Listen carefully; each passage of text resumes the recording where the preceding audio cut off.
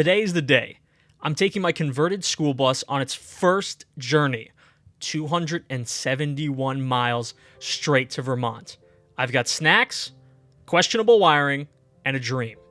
Will it glide like a champ or explode into a puff of smoke at mile 12? Either way, I'm committing to the bit, and let's roll. So here we are, saying goodbye to Long Island in the most dramatic way possible by driving a 7,000-pound school bus onto a floating slab of metal. That's right, we took this thing onto the ferry.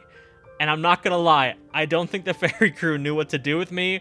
One person just stared, another person tried to get me into a center lane as best as he could, but we did make it on the ferry, and the views were fantastic. And now that we were on this boat, we had a straight shot to Connecticut.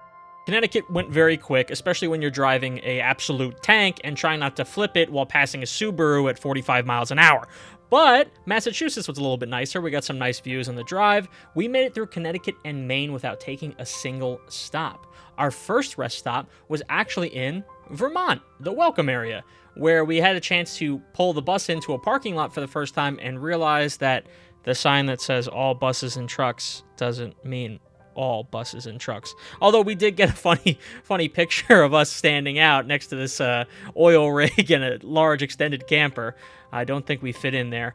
And once we were in Vermont, it was fairly easy. It was only a couple hours left. Now, once we were in Vermont, it was just incredible. We got to see some amazing views. We got some amazing pictures of the bus in Vermont with some amazing backgrounds and skylines, and the weather was just fantastic while we were up there. And while we were there, we also had the opportunity to check out a couple of local things, like the Vermontosaurus, which is a giant dinosaur made of old barnwood, which I thought was very cool. And we also stopped and checked out a little river underneath this bridge, and it was just beautiful, and I couldn't imagine a better way to spend my time. I do just want to say thank you to Grandma and Pappy for helping me with the bus and making this happen. You guys are amazing.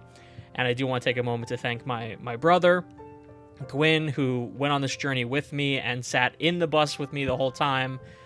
You are a champ, and you did eat Vermont sweaty cheese, though, and I'm not going to let you forget that. That's gross.